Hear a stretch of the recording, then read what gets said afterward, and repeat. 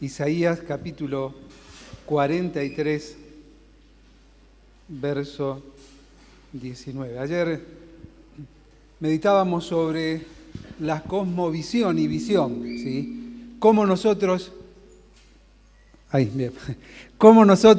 vemos el mundo, desde qué lugar nos paramos para ver el mundo. Y precisamente Dios nos llama a tener la cosmovisión bíblica y la cosmovisión de Jesús.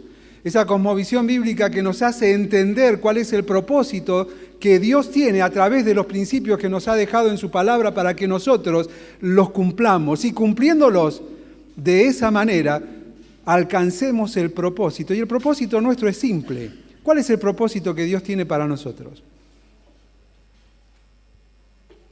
Ayúdenme.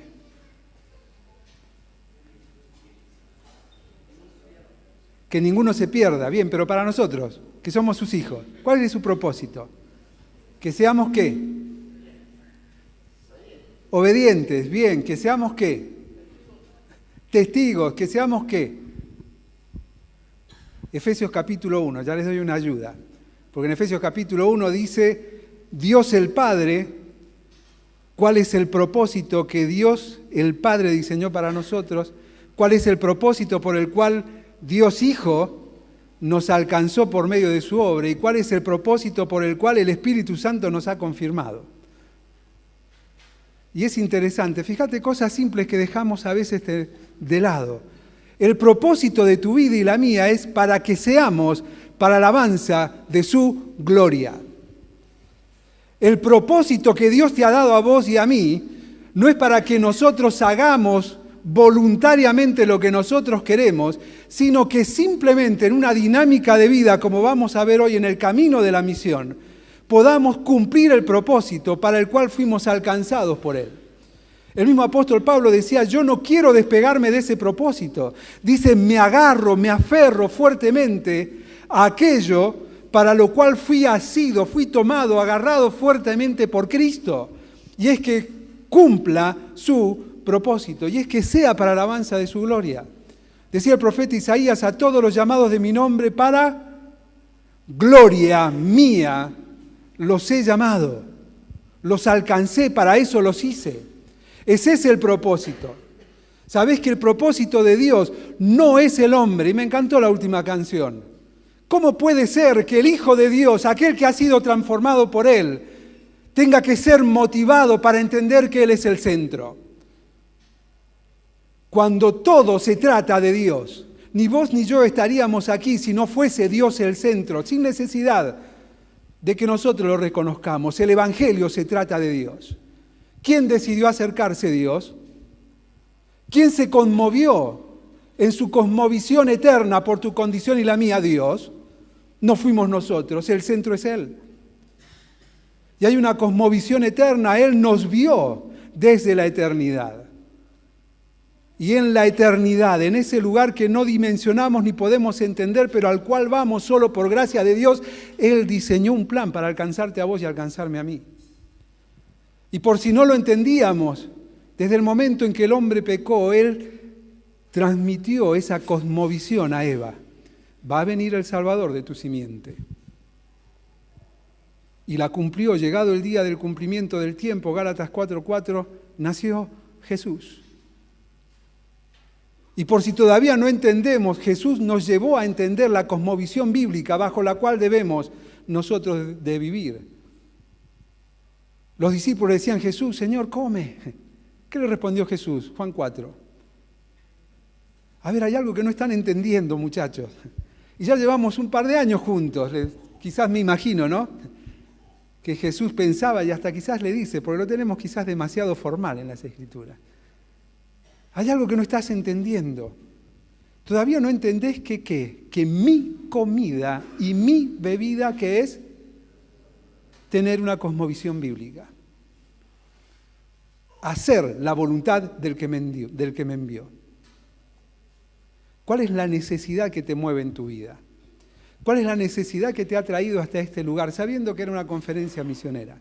¿Cuál es la necesidad? ¿Sabes? Quizás simplemente estás aquí porque estos momentos a veces son conmovedores, ¿viste? Escuchar historias, estar en los talleres como esta mañana, que si no viniste no sabes lo que te perdiste. Es algo movilizador, es algo interesante, pero no es ese el propósito que Dios tiene para nuestras vidas. Porque el propósito de Dios, la cosmovisión de Dios en nosotros y para nosotros, es una cuestión de vida cotidiana. Y en la vida cotidiana Dios quiere que nosotros podamos mirar las multitudes como Él las veía. Jesús miraba las multitudes y ¿qué dice? Tenía compasión de ellas. ¿Por qué? Porque miraba más allá. Las veía como ovejas que no tenían pastor. Qué bueno, las multitudes. Como nos gusta ser muchos, ¿no? Es bueno. Pero Jesús se conmovía también con los grupos pequeños. Y habiendo esperado 4 días, fue a la casa de sus amigos. Y su amigo Lázaro había muerto. Y está uno de los versículos más cortos que dice, ese lo tenemos que saber todo, ¿no? Jesús lloró. ¿Pero por qué lloró?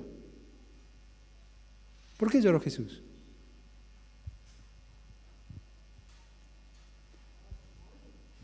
Estaba conmovido. Lo dice el versículo anterior, ¿eh? Fíjate, nos quedamos con Jesús lloró, pero ¿qué dice antes? Y al ver el dolor, la angustia de ellos, porque dice que todos estaban llorando, al verlo cómo sufrían, se conmovió en gran manera. Punto aparte, Jesús lloró. ¿Te conmueve las dolencias ajenas? Pero ese conmover, ¿a qué te lleva? ¿A qué te mueve? Amén. Debe movernos a hacer, no solamente a emocionarnos. Él se conmovió en su corazón. Pero Dios se ocupó hasta el del despreciado y el más insignificante. Y por una mujer pecadora se desvió de su camino. ¿Por qué? Porque Él era necesario. Necesario. Le era necesario romper patrones culturales. ¿Qué dice más adelante? Los discípulos al llegar se asombraron al ver que hablaba con una mujer. No era bien visto eso. Jesús rompió con el patrón cultural para alcanzar una persona. Una. Felipe salió una mañana y de repente se encontró caminando en un camino que quizás no conocía, con un negrito, con cariño, porque era etíope, ¿no? Era morochón, más que yo, y que iba leyendo al profeta Isaías. Pero dice que salió Felipe al desierto. No, ¿qué pasó? Tenía una cosmovisión particular. El Espíritu lo llevó. El Espíritu no lleva obligado a nadie, sino que mueve a aquel que está dispuesto a ser el reflejo de Cristo. ¿Quién es cristiano? Levante la mano. Bien. ¿Quién es hijo de Dios? A ver, decídanse, o son cristianos o son hijos de Dios. A ver, vamos de vuelta. ¿Quién es hijo de Dios? Levante la mano. Bien. ¿Quién es cristiano? Levante la mano. ¿Qué problema tenemos con las palabritas simples, no? Vos sabés que hijo de Dios, ¿quién es? Toda persona que recibe a Cristo en su corazón. ¿Quién es cristiano? El que sigue a Cristo, el que refleja a Cristo, se parece a Cristo. Vos sabés que es una palabra que usamos medio orgullosos de serlo, pero es una palabra que no tenemos autoridad ni derecho de decirla. Porque los Hechos de los Apóstoles, ¿quiénes usaron esa palabra?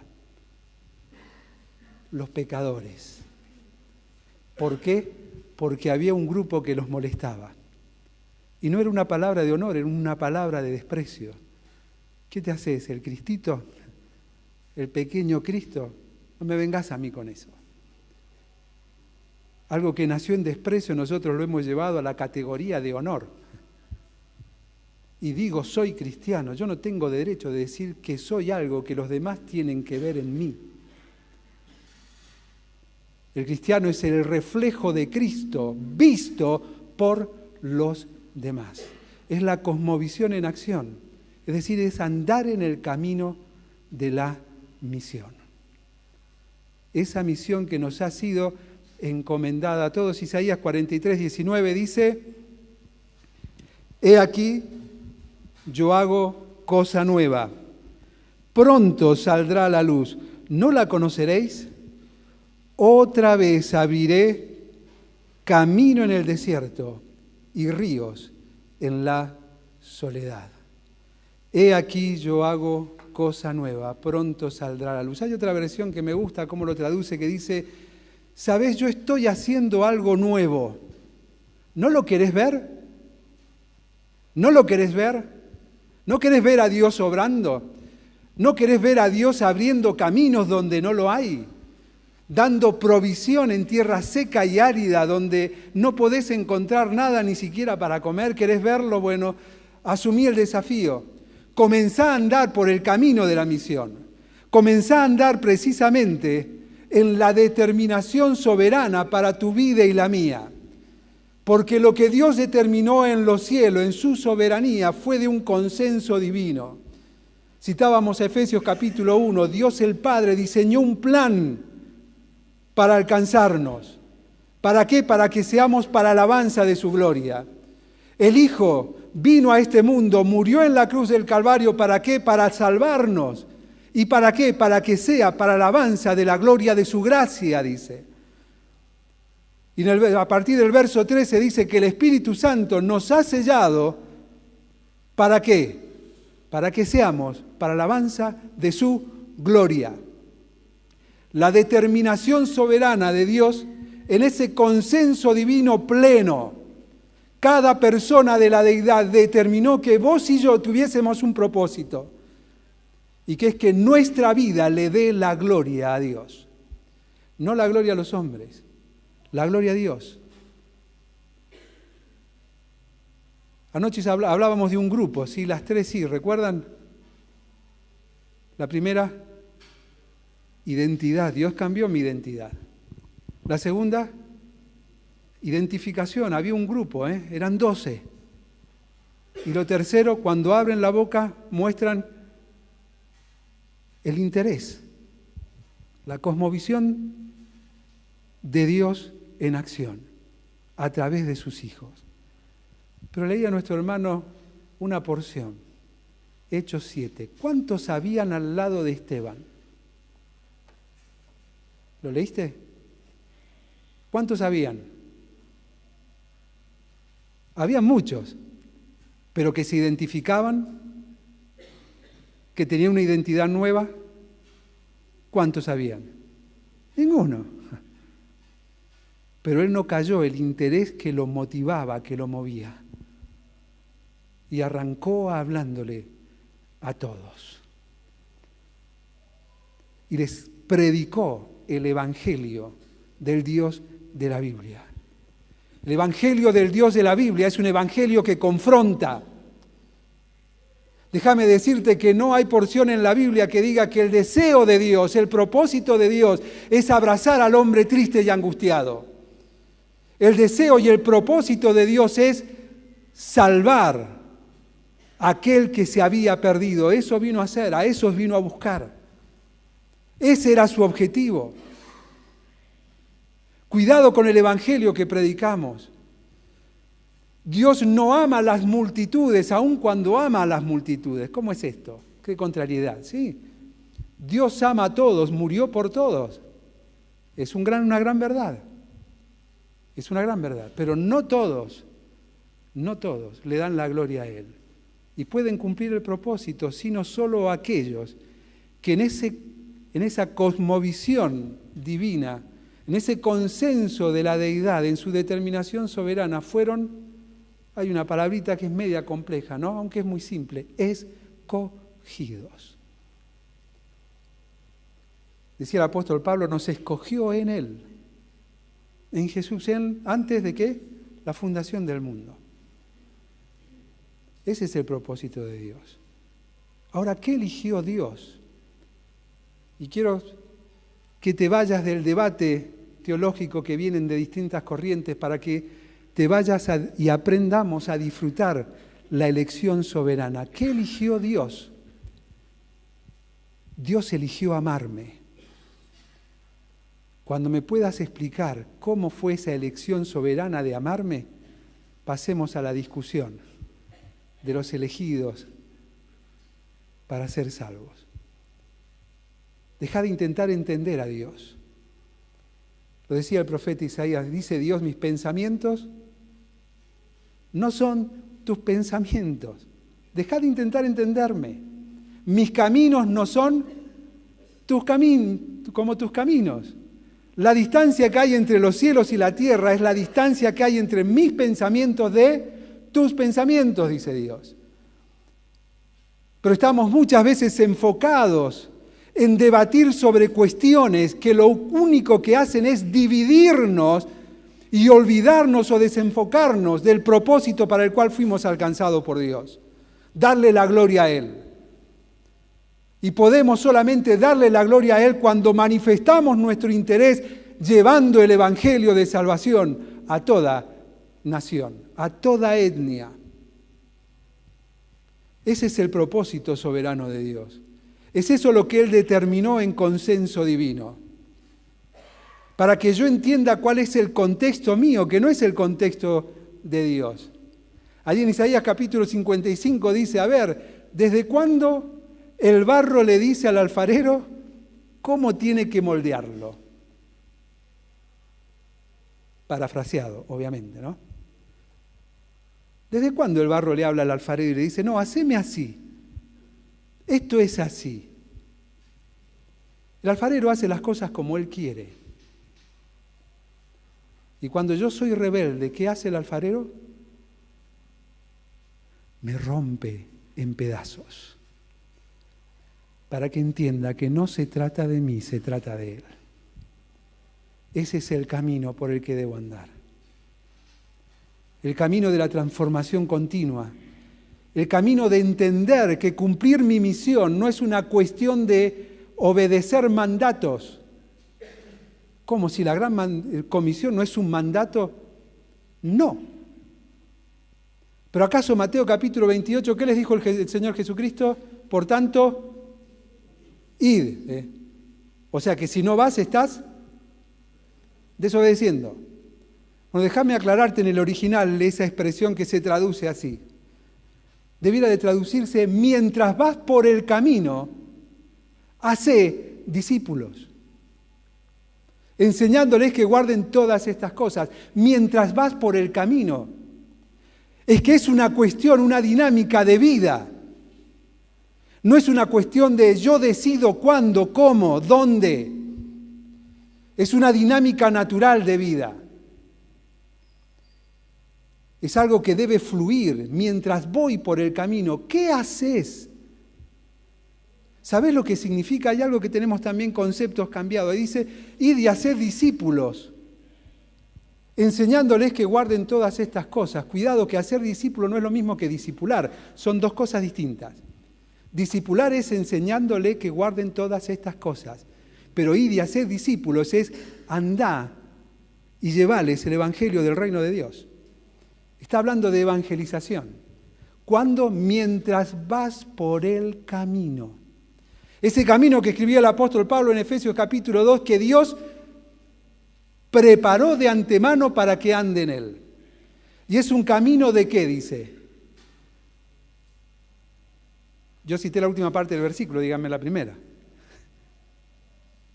Arranca con algo hermoso, hablando de lo que Dios es y las capacidades que nos ha dado. Dice, porque somos una obra de arte suya. ¿Sabes? Esa palabra hechura es tremenda, porque está hablando de una obra de arte. Aquellos que son buenos expositores y elocuentes lo intentan traducir, somos una poesía, que no está mal. Somos su poesía, el trazo de su pluma, de su corazón, con la tinta de la sangre de su Hijo. Eso es lo que somos, una obra de arte. Somos hechura suya. Y hacemos un alto ahí. Cuando ves al espejo, ¿qué ves? ¿O por qué te miras al espejo en las mañanas?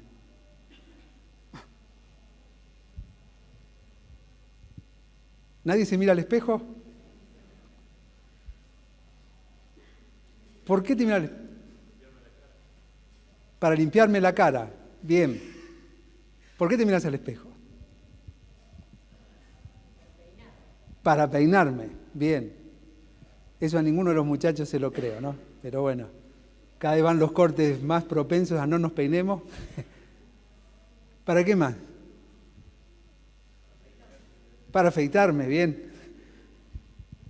¿Por qué me miro al espejo? A ver, en primer lugar me miro al espejo porque sé que no me levanto bien, ¿o no? Si no, ¿por qué creen que las chicas tardan tanto en el espejo en las mañanas? Y son detallistas. El varón no, se tira un poco de agua, que no hayan lagañas, al menos que mientras puedan abrir un poquito los ojos y ver, salen, ¿no? Somos medio cuadraditos. Después cuando se enamoran, sí, se bañan en la mañana, mediodía y a la tarde, pero ese es otro tema. Pero necesitamos el espejo para que nos refleje cómo estamos, porque sabemos que no estamos bien. Sé que no estoy bien. Cuando abrís tu Biblia en la mañana para tener tu devocional, ¿para qué la abrís? Si no es para mirarte en un espejo y descubrir aquellas cosas que tenés este día que cambiar para que pueda ser para la alabanza de su gloria. Que pueda ser para verte como Dios te ve. Porque sabes, esa nariz de Tano que tenés es la nariz que te hace más hermoso, más hermosa. Eso me lo digo todas las mañanas. Galito, hijo de Tano. Somos hechuras de Dios. ¿Cuánto nos cuesta mirarnos como Dios nos ve? Valorarnos como Dios nos valora. Es que hemos perdido la identidad. Tenemos una crisis de identidad espiritual. Es por eso que cuando salimos a andar el camino del día, lo hacemos sin pensar que estoy vivo. Estoy vivo. Mientras vas por el camino, predica el Evangelio del Reino. Discipulá a aquellos que reciben a Cristo. Entendé que los pasos van más allá. Van desde Judea, Samaria y hasta lo último de la tierra. Ese andar cumpliendo ese propósito es entender tu último de la tierra. ¿Cuál es tu último de la tierra? ¿Cuál es tu último de la tierra? China, supongo. Tenemos la idea que nosotros estamos acá y los chinos están acá abajo, ¿no? Esas son las ideas de los dibujitos de Hollywood que nos han metido. No tengo idea en qué dimensión estamos. Pero ¿cuál es tu último de la tierra? India. Bien. ¿Cuál es tu último de la tierra? Hasta donde pueda. Hay un ejercicio muy simple que me encanta hacerlo, es viejo, quizás alguno ya lo vio, pero a ver, vamos también a despejarnos, algunos están un poco cansados, aquellos que vienen en la tarde, pero con el pie derecho, ¿sabe cuál es el derecho, no? Si no es el otro, si tenés duda es el otro, no te olvides. Por favor, con el derecho. Bien, bien. Con el otro derecho, porque alguno seguro que hizo el izquierdo, dale. Bien, bien, te circuló la sangre, ¿no? Ahora puedes pensar mejor. ¿Cuál es tu último de la tierra? El prójimo. ¿Cuál es tu último de la tierra? A ver, que nos circule la sangre de vuelta con el derecho, 3 golpecitos. Con el izquierdo o el otro derecho. ¿Cuál es tu último de la tierra? No sabría, bien. Al menos es sincero, ¿eh? Lo más importante es ser sincero. Hay 3, hay que se cabecean entre ellos como a mí, ¿no? Es aquel.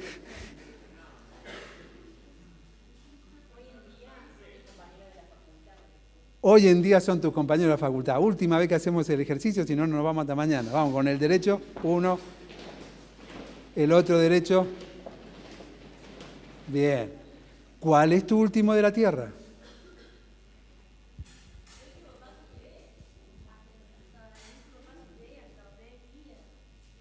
Por ahí vamos, bien. ¿Sabés cuál es tu último de la tierra? No vamos a hacer con el derecho ni con el izquierdo para que aprendan cuál es el derecho y el izquierdo, sino el último, mi último lugar de la tierra. ¿Sabés cuál es hoy? Este y este. Es el lugar donde Dios me ha colocado. Y quizás Dios tiene en el camino de su misión para mi vida un lugar muy lejos. Pero ¿sabés cómo voy a llegar hasta ese lugar? ¿Cómo voy a llegar hasta ese lugar? ¿Cómo vas a llegar hasta el último lugar de la tierra que Dios tiene para vos? ¿Cómo vas a llegar? Son todos universitarios, me tienen que responder. Mirá que yo daba clase en la facultad. Obedeciendo, siga participando. Nos vemos en marzo. Caminando, dando un paso tras otro. Nunca vas a descubrir el último de la tierra si no andás por el camino que el Dios soberano trazó para que vos y yo ande por él. No es siguiendo a nadie, sino por el camino que Él trazó. Esa es su decisión soberana, que yo entienda el contexto en el que estoy. Porque es mío, es personal. Dios me está moldeando como Él quiere. Como Él quiere. Él tiene un propósito para cada uno de nosotros y es un propósito que Él determinó en la eternidad según su soberana voluntad. ¿Para qué? Para que vos y yo lo podamos disfrutar. Yo estoy haciendo algo nuevo, dice Dios. ¿Lo querés ver? ¿Lo querés ver? ¿Sabes cuál es el problema? Le tenés miedo al paisaje. ¿A quién le gusta viajar? A todos, ¿no? ¿Dónde querés ir? Este es fácil, me la tienen que contestar. Ahí me van a contestar los tres. Italia, bien. ¿Hasta dónde? Todos tenemos un lugar distinto, ¿no? Y queremos ir. ¿Por qué? Porque no conocemos. Y cuando viajamos vamos con los ojos grandotes, ¿no? Conociendo. Porque es algo nuevo, porque es algo que yo quiero, es algo que yo planifico, que a mí me gustaría. ¿Sabés por qué no avanzás en tu peregrinar en este mundo hacia la gloria eterna por el camino que Dios te trazó? Porque le tenés miedo al paisaje. Le tenés miedo a lo nuevo, a lo distinto. Porque inclusive hasta ese viaje que planificamos a lo lejos, sabemos que depende de nuestro esfuerzo o de la gratitud quizá de los padres, amigos o alguien que nos pague el boleto.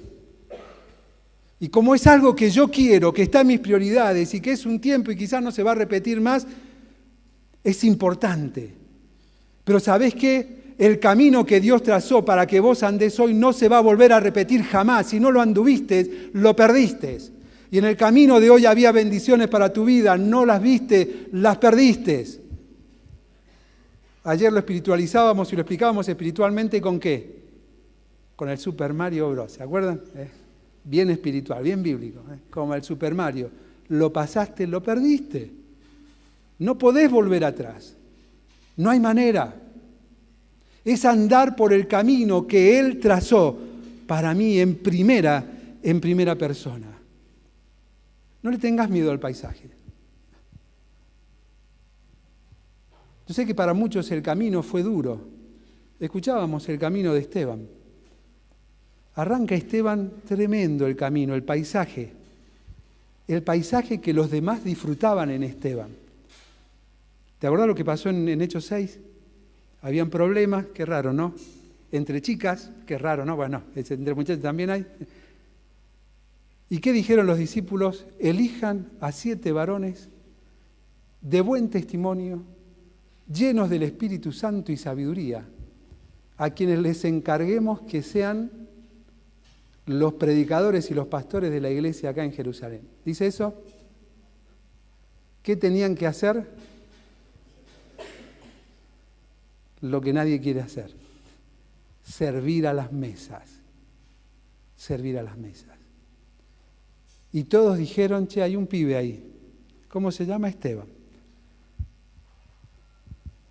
Y Esteban mostró más allá de disfrutar él el paisaje como lo vemos minutos antes de morir, él demostró que su vida arrastraba un paisaje de la gracia y el amor de Dios.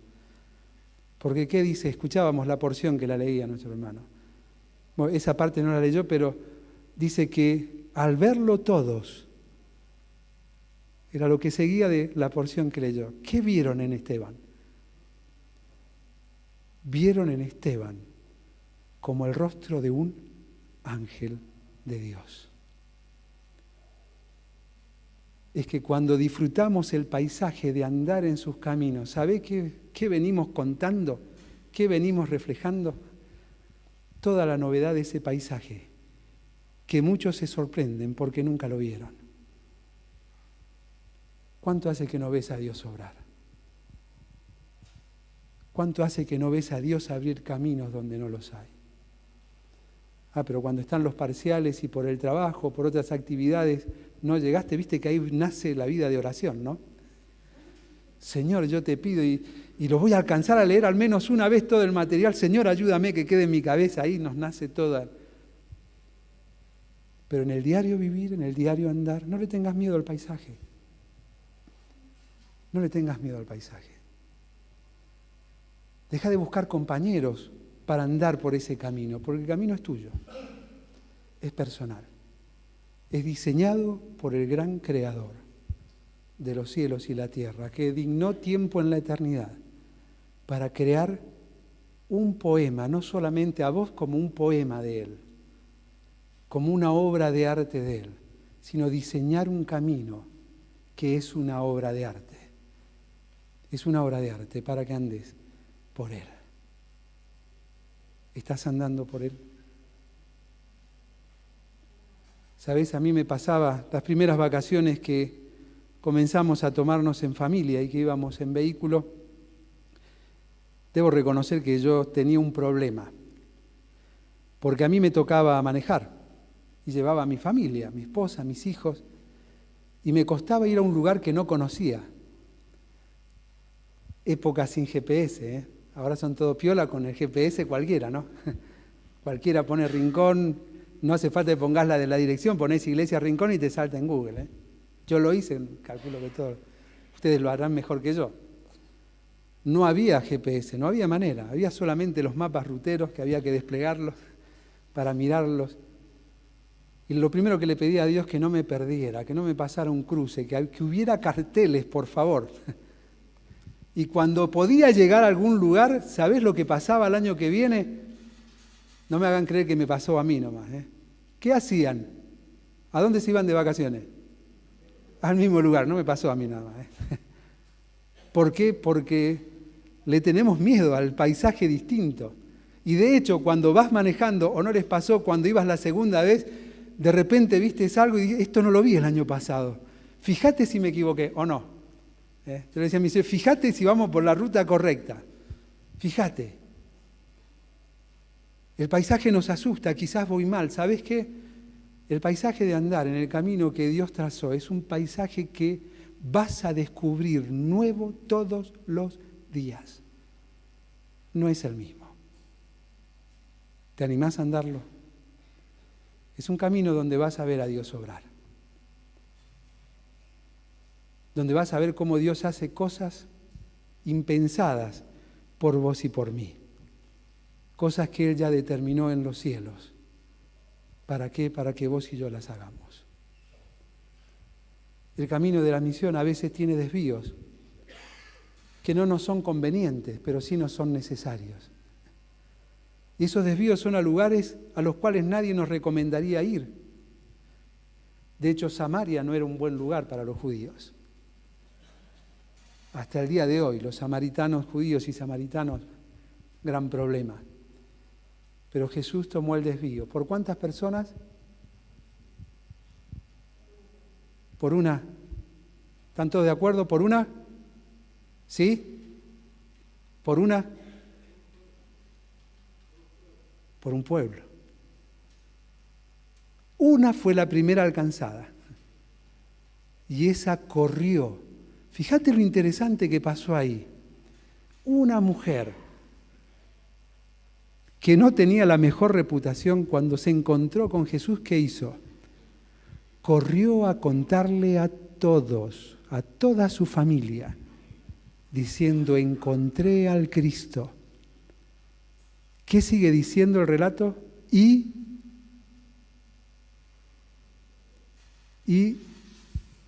muchos creyeron. ¿Por qué? Por el testimonio de la mujer. Acto seguido, ¿dónde fue Jesús? A la casa de la mujer. ¿Y qué dice después? Y muchos más creyeron en Jesús. Muchos por el testimonio de ella y muchos más por Jesús. ¿Por cuánto se desvió Jesús? Por toda una ciudad. Fíjate lo que podés alcanzar. Pablo sale de los judíos, ingresa a los gentiles y se encuentra con cuántas personas. Fíjate qué casualidad. Con una que, ya le dije una, no es fácil. Una mujer llamada Lidia, vendedora de púrpura. Y Lidia recibe a Cristo. ¿Qué hace Lidia? Trae a todo el mercado, porque era una vendedora. Abre las puertas a la ciudad.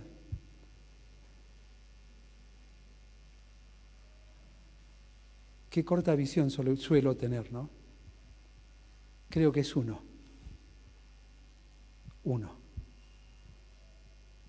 Pero dice: mientras vas por el camino, hacé discípulos. ¿A quiénes? ¿A uno? A todas las etnias. Se traduce naciones, en el original etnos, etnias. A todos los pueblos, por insignificantes y despreciados que sean. Ese es el propósito, ese es el camino de la misión.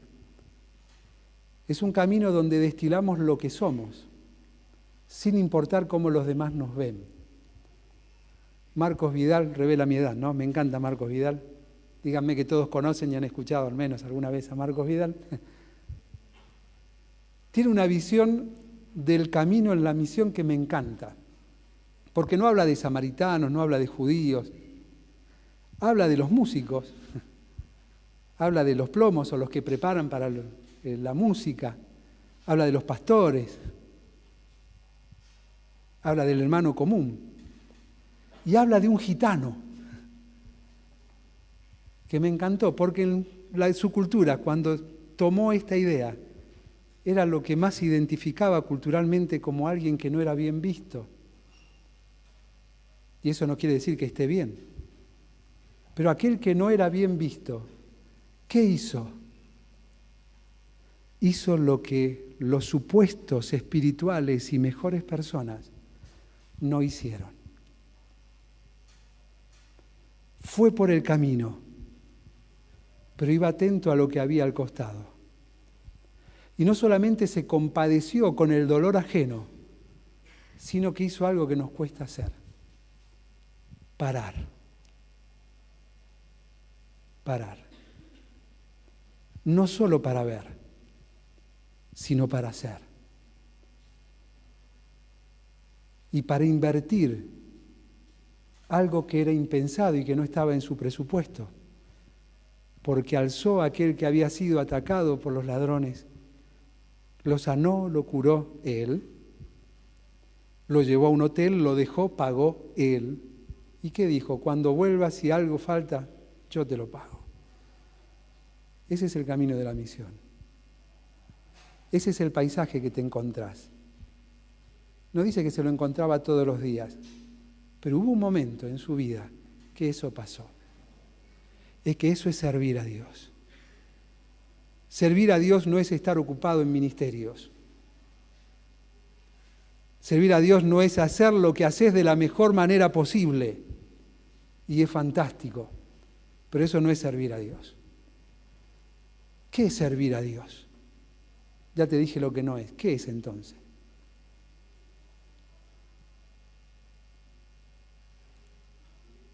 Vivir para Él, bien. ¿Qué es servir a Dios? ¿Qué te parece que es servir a Dios?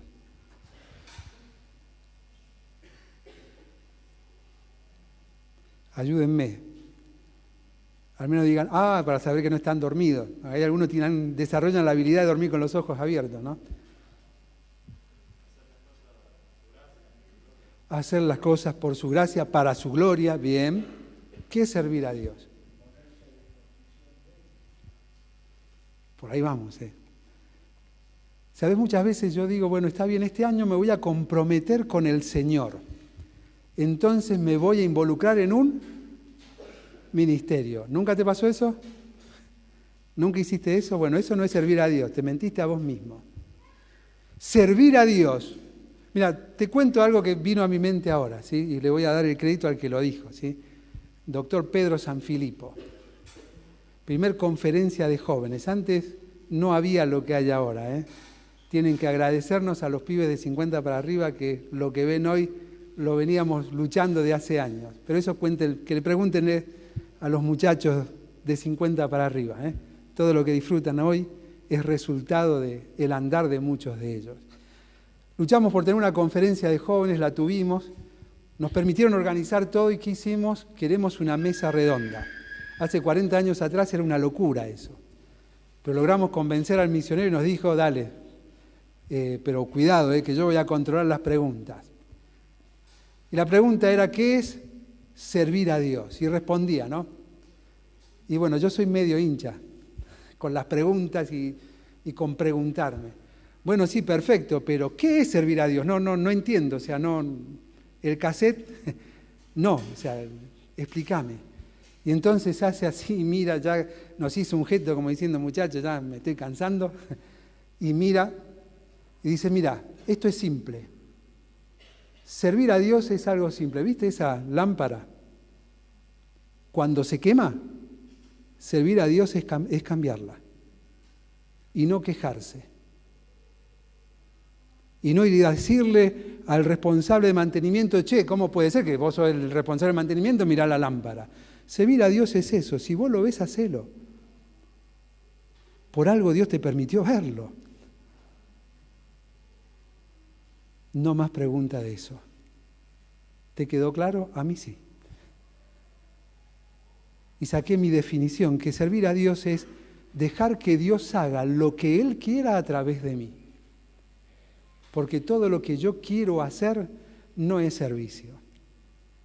Es actividad, es ministerio. Es hacer cosas para las cuales tengo facilidad, capacidad. Pero andar en el camino de Dios es encontrarse con el paisaje que nunca ves.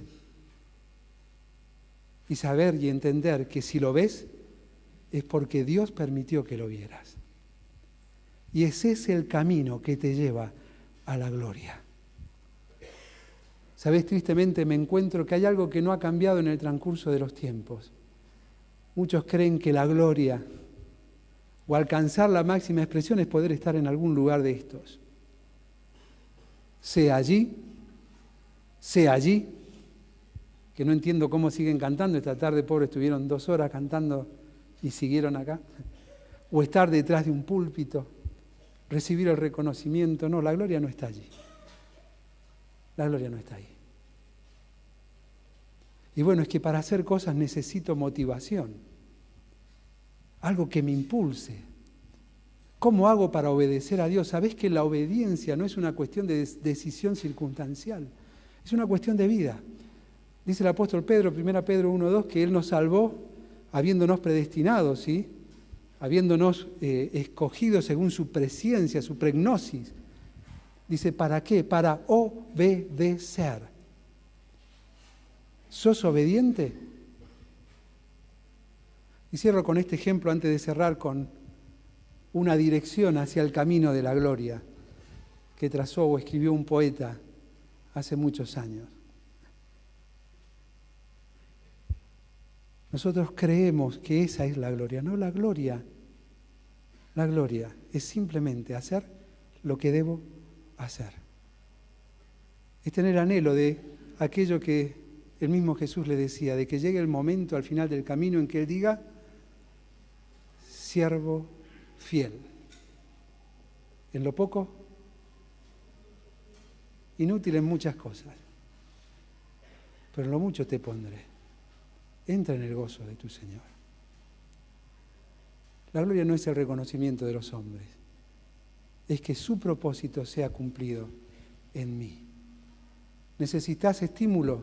¿Necesitas motivación? ¿Cuál era la motivación de Pablo? Considerado el gran misionero, ¿no?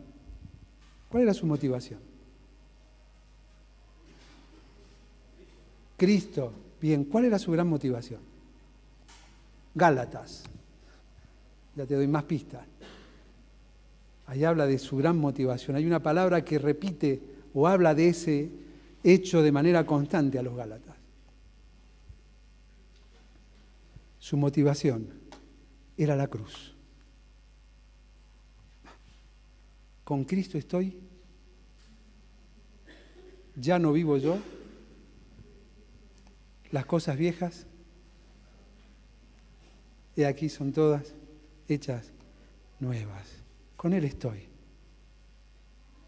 abrazado a aquel que me abrazó primero, aquel que me amó y se entregó a sí mismo por mí. Ese es el camino de la misión. El camino de la misión es entender lo que Pedro decía en su primera carta. Ya está. ¿Tenés a Cristo en tu corazón? Ya basta, porque te alcance el tiempo pasado, dice, para haber vivido desordenadamente, decía Pablo, ¿sí? Vivido en placeres, en concupiscencias de la carne, ¿sí? En los deseos, en los placeres. Y Pedro nos trae y dice, bueno, ¿sabés qué? Cuando andés por este camino, el camino de la misión, todos aquellos que te conocían y te conocen se van a sorprender. ¿De qué? ¿De qué? Vamos a la Biblia. 1 Pedro, porque quisiera que lo encuentren ustedes. Buscarlo, no te voy a dar la cita, que demasiado que te dije 1 Pedro, son 5 capítulos. 5 minutos, 10 los lees. Ellos se van a sorprender que no, ¿qué dice? Que no corren en el mismo desenfreno que ellos. Que si intentás correr no es por el mismo camino, es por el camino de la misión que Dios te ha encomendado. Es entendiendo que es una cuestión de vida. Porque si no lo haces, no estás demostrando que Dios te ha dado vida. ¿Cómo se muestra la vida? Fácil la pregunta, ¿eh? ¿Cómo se muestra la vida? Viviendo. La vida se manifiesta en vida. Saben, hay muchos jóvenes. ¿Saben cómo muchos padres de ustedes, papás o mamás, probaban que estaban vivos? Y acá sí necesito a los mayores de 30. O nunca les pasó, o me pasó a mí nomás. Cuando llega el primero en especial, ¿no? Duermen y no sabés si respira, ¿no? ¿Y qué hace el papá o la mamá? Los toca, clavan la vista a ver si se mueve la sábana, ¿no? Y chiquitito, tiene unos pulmoncitos. Algunos he visto, le ponen un espejo. ¿Saben para qué, no? Para ver si respirar, porque al exhalar va a quedar ahí la marca. ¿Y por qué lo hacen? Porque la vida se manifiesta en vida.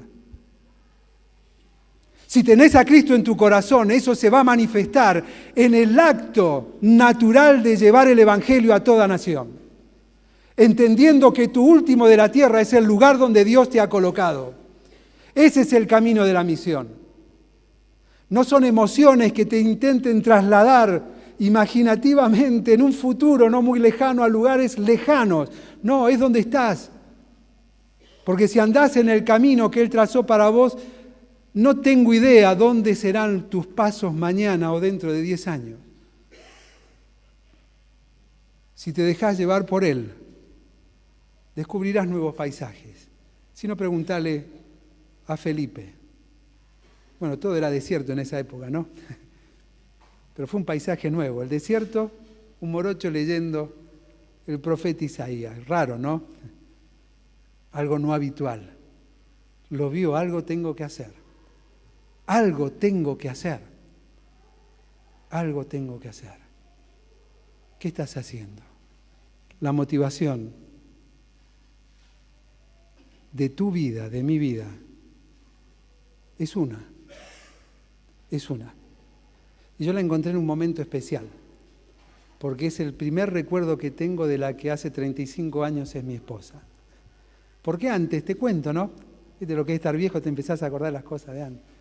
Antes las chicas recitaban poemas. ¿Se acuerdan algunos? Es buen ejercicio. Escuché a hermanos que se pasaban, ¿no?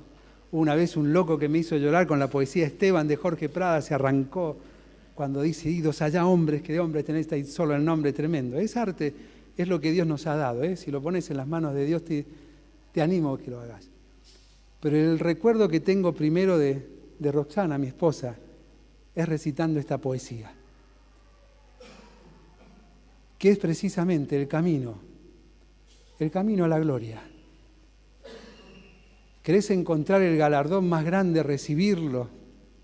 Hay un camino para andar. Ese camino es común a todos.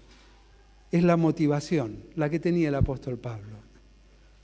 Y escribía esta persona y la recitaba a mi esposa. Y decía algo que es interesante. Decía, para llegar a la cumbre de la gloria, es necesario pasar por el Calvario. Es un sendero angosto, pedregoso, alfombrado de espinas y de cardos. No temas sus espinas poco agudas, porque aquel que te invita a transitarlo ha pasado por él sus pies desnudos, aplastando las espinas y los cardos. Es un camino de luchas. Es un camino de pruebas.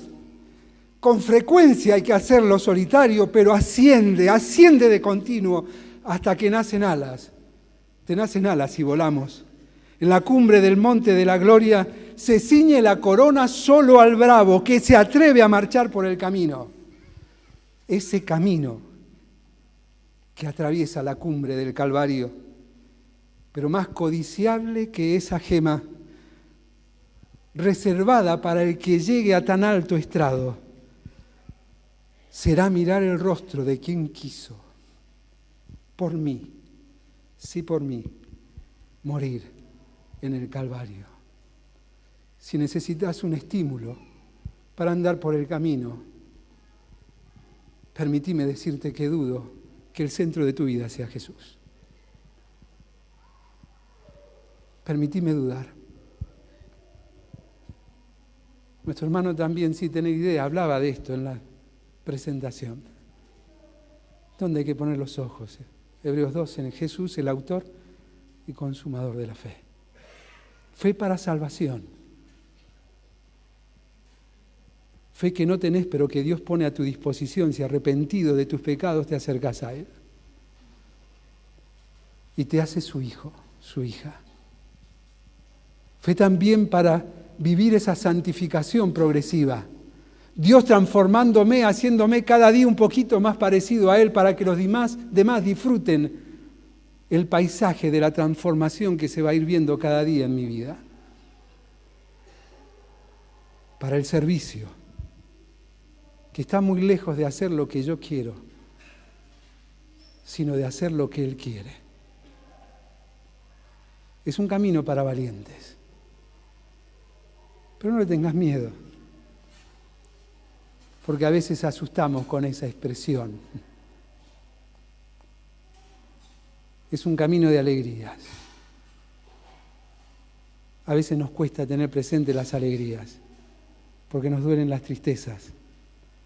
Pero cada tristeza, cada herida, tiene el propósito de aquel que envió a su Hijo a morir en una cruz, y es que le conozca un poco más. Que le conozca un poco más, que anhele todos los días un poquito más, un paso más.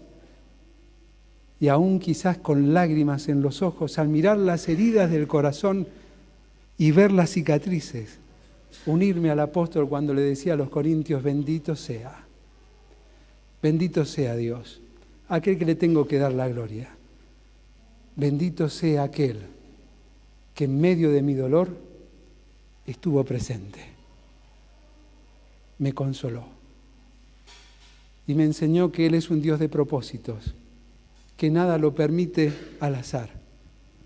Y su propósito era que le conociera más a Él, ser consolado por Él. ¿Para qué? Para que con la misma consolación con que soy consolado, ¿qué dice? Siga avanzando un pasito más. Porque en el camino me voy a encontrar a alguien que va a necesitar ayuda y lo voy a poder ayudar porque yo viví algo similar. Y ahí voy a entender por qué Dios me hizo pasar lo que pasé. Y si estás hoy aquí, aun cuando quizás te preguntes dónde estaba Dios cuando me pasó aquella situación, ¿sabes dónde estaba?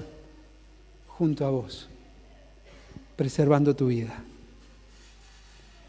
Estaba preservando tu vida para que le conozcas, para que le disfrutes, para que entiendas que todo lo que te ha permitido vivir es porque tiene un propósito, que seas de bendición a otros. Asumí el desafío. El camino es difícil, pero como decía el poeta, camino de espinas y de cardos, pero, no sé si le prestaste atención, que dice, aquel que te invita a transitarlo, pisó con sus pies desnudos, aplastando las espinas y los cardos. Decía Jorge Pradas, el camino de la misión del cristiano es un camino de rosas, que aunque a veces duelan las espinas, el aroma que te acompaña es inigualable, porque es como el aroma de la presencia de Dios. Nos ponemos de pie para cerrar con una oración.